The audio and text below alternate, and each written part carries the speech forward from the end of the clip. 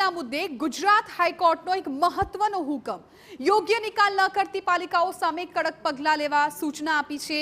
જીપીસીબીની જવાબદારી માત્ર નિરીક્ષણની જ નથી તેવું હાઈકોર્ટે કહ્યું છે। પ્લાસ્ટિક વેસ્ટનો યોગ્ય નિકાલ ન થતા હાઈકોર્ટ નારાજ છે।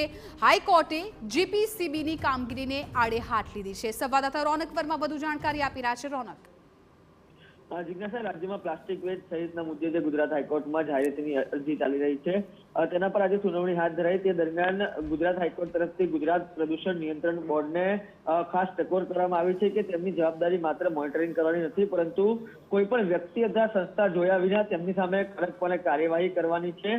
आ प्रमाणे जे प्लास्टिक प्रदूषण फैलाववामां आवे छे ते फैलावनार कोई पण होय तेमनी सामे कड़कपणे कार्यवाही करवामां आवे।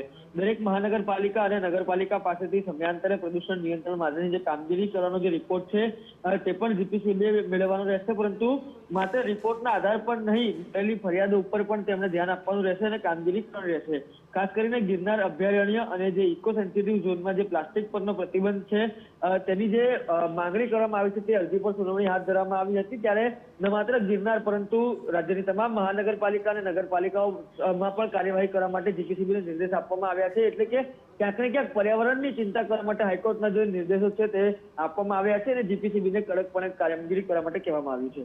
બિલકુલ રોનક, આભાર સમગ્ર માહિતી બદલ। તો પ્લાસ્ટિકની બાબતે હાઈકોર્ટ અત્યારે નારાજ જોવા મળી રહ્યું છે।